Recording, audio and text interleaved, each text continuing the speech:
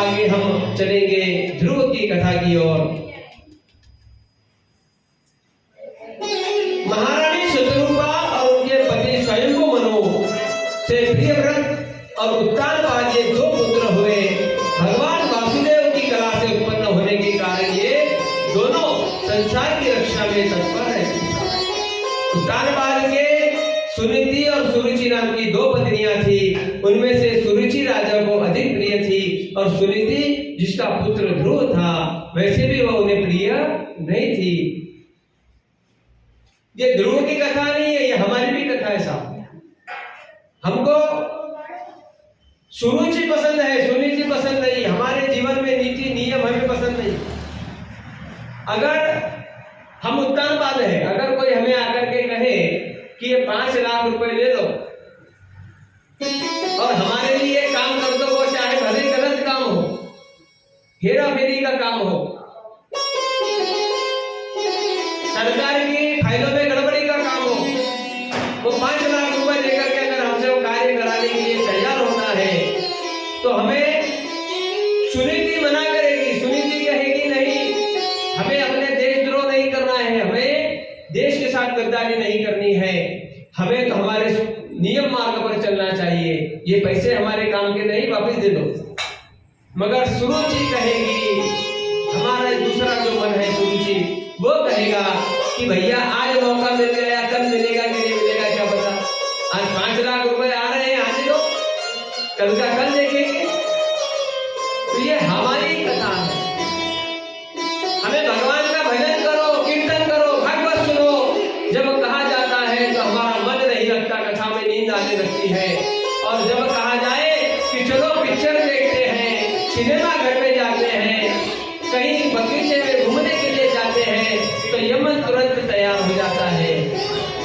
यही हमारी सुरुचि है। हम नीति नियम से चलना पसंद नहीं करते, मगर हम हमारे मन के, हमारी जीवा के, हमारे इंद्रियों के वश में होकर उनकी तरह काम करना पसंद करते हैं। तो देखिए, एक दिन राजा उत्तानपाद सुरुचि के पुत्र उत्तम को गोद में बिठाकर प्यार कर रहे थे। उसी समय ध्रुव ने भी गोद में बैठना चाहा, परंतु राजा ने उनका स्वागत नहीं किया। और यह देखा सुनीति ने घमंड में आकर उस बालक का हाथ पकड़ के नीचे उतार कहा कि अरे बच्चे, तू राज सिंहासन बैठने का अधिकारी नहीं है, तू भी राजा का ही बेटा है। इसी से क्या तू हुआ, तुझको मैंने अपने कोख से नहीं धारण किया, तू अभी नादान है, तुझे पता नहीं कि तूने किसी दूसरी स्त्री के गर्भ से जन्म लिया है। कभी तो ऐसे दुर्लभ विषय की इच्छा कर रहा है। यदि तुझे राज सिंहासन पर बैठने की इच्छा है तो तब करके परम पुरुष श्री नारायण की आराधना कर और उनकी कृपा से मेरे गर्भ में आकर जन्म ले।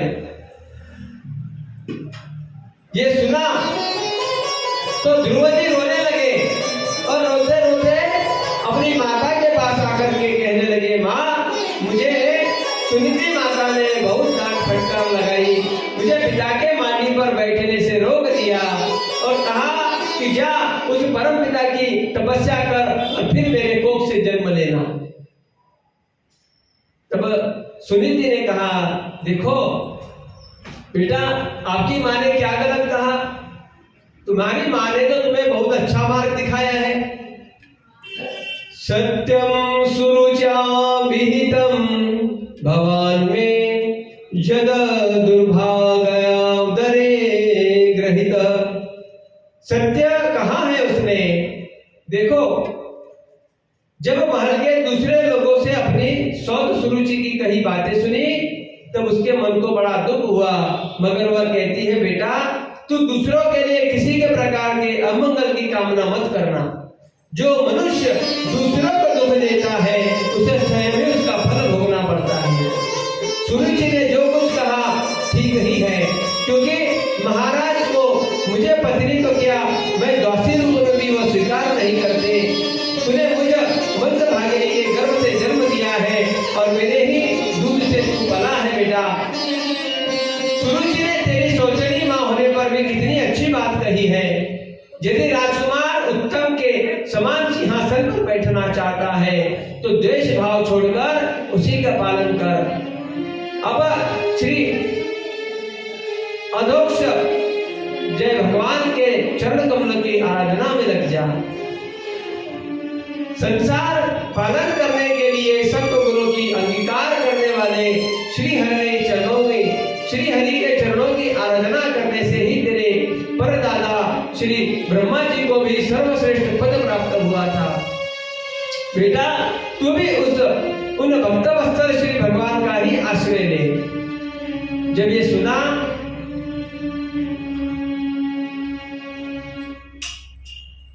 माता ने जब कहा कि जा बेटा वन में जा और तपस्या कर भगवान को प्राप्त कर। अब ध्रुव जी वहां से निकले और निकल गए वन में जाकर के भगवान की तपस्या करने के लिए। कुछ दूर चलने के बाद उनको नारद जी मिले। नारद जी ने पूछा बालक तुम कहाँ जा रहे हो? तो कहा मैं वन में तप करके भगवान को प्राप्त करने के लिए जा रहा हूँ।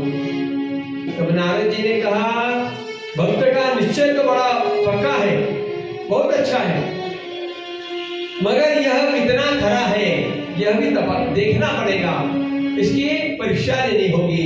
तब नारद जी कहते हैं बेटा तेरे उम्र के बच्चों को खेलना कूदना चाहिए, तेरी खेलने की उम्र है, तेरी भगवान को प्राप्त करने की उम्र थोड़ी है।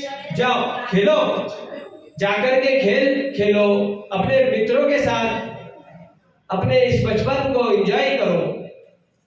तब ध्रुव जी ने कहा नहीं नहीं, अब मेरा एक ही लक्ष्य है भगवान को प्राप्त करना। फिर नारद जी ने कहा बेटा तुम वन में जाओगे, वन में हिंस्र पशु होते हैं, किसी पशु ने अगर तुमको सुहा कर दिया तो तुम्हारी भक्ति रह जाएगी जगहों पर। तब कहा जो भी होगा मेरे भाग्य से होगा, मगर अब मैंने निश्चय कर लिया है कि मैं भगवान को प्राप्त करूंगा, भगवान की भक्ति करूंगा। फिर और यहाँ पर एक बार फिर समझाते हैं। नारद जी ने कहा देखो भगवान से मिलना सहज नहीं, बड़ा कष्ट उठाना पड़ता है। भगवान से मिलना सहज नहीं, बड़ा कष्ट उठाना पड़ता है। भगवान से मिलना सहज नहीं, बड़ा कष्ट उठाना पड़ता है।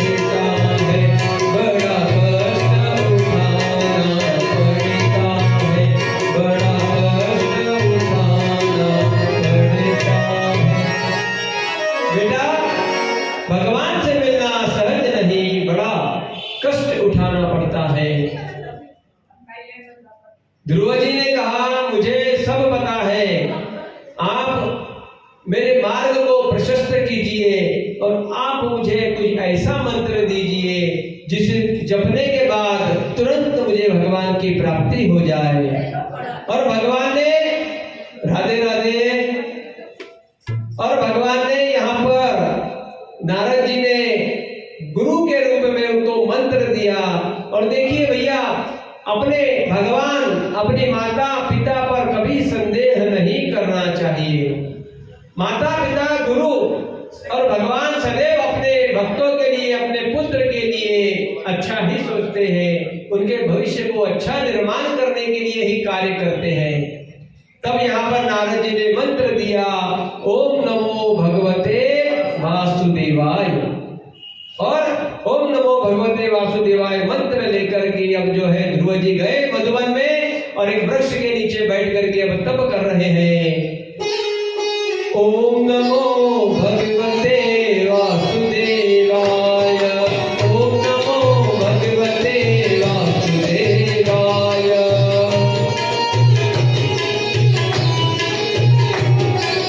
ओम नमो भगवते वासुदेवाय।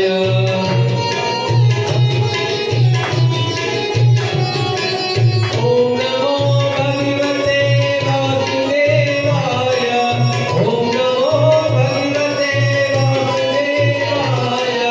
ओम नमो भगवते वासुदेवाय। ओम नमो भगवते वासुदेवाय।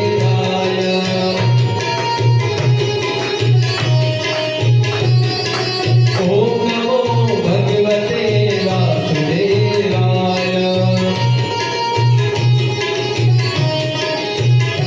एक महीना हो गया और एक महीना यह तप कर रहे हैं, दूसरा महीना हुआ, तीसरा महीना हुआ। अब इन्होंने फल खाना छोड़ दिया, सिर्फ पानी पी करके तप कर रहे हैं।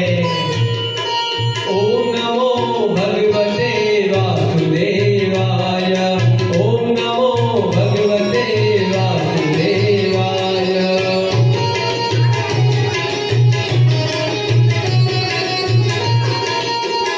3 महीने हुए, 4 महीने हुए, 5 महीने हुए, 6वां महीना चालू हो गया। अब इन्होंने पानी भी छोड़ दिया और श्वास लेना भी छोड़ दिया। फिर जब चालू है,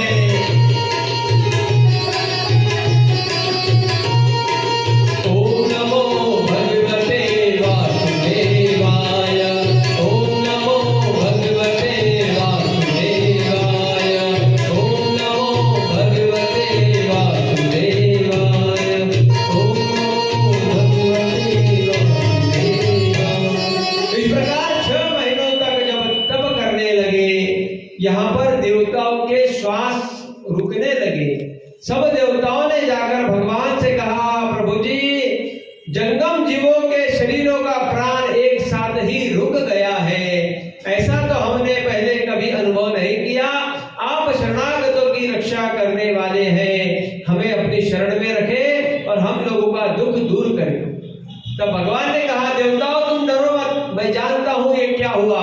उत्तानपाद के पुत्र है ध्रुव, इसने अपने चित्त को मुझ में विश्वात्मा में लीन कर दिया है। इस समय मेरे साथ उनकी अभेद धारणा सिद्ध हो गई है। इसी से उसके प्राण निरोध से तुम सबका प्राण भी रुक गया है। तुम अब अपने अपने लोगों को जाओ, मैं उस बालक को जाकर के मिलूंगा। और यहाँ पर यह सब कर रहे थे, तभी इनके सामने बड़ा प्रकाश हुआ। ध्रुव ने आंखें खोलकर देखी कि भगवान नारायण सामने खड़े हैं। बोलिए नारायण भगवान की। और भगवान नारायण के दर्शन किए। अब कुछ बोलना चाहते, स्तुति करना चाहते, मगर 5 वर्ष का बालक क्या कहेगा। तब भगवान ने अपने शंख को उनके गालों को स्पर्श किया और स्पर्श करते ही इनके मुख से भगवान की स्तुति आने लगी। भगवान की स्तुति की और स्तुति करने के बाद भगवान ने कहा, देखो ध्रुव, अभी तुम्हें यहाँ पर 36,000 वर्ष राज करना है तुम्हारे पिता की जगह पर, और उसके बाद तुम ध्रुव लोक को आना। तुम्हें मैं ऐसा लोक दे रहा हूँ जहाँ से तुम्हें कोई कभी हटाएगा नहीं। और देखिए, हम जब विवाह कार्य होता है तो विवाह कार्य में हम उत्तर दिशा की ओर ब्राह्मण देवता कहते हैं कि इधर ध्रुव तारा को देख करके हाथ जोड़ो और उनसे प्रार्थना करो हमारा जो पति पत्नी का संबंध है वह भी अखंड रहे, हमारा जोड़ा अखंड रहे। इस प्रकार यह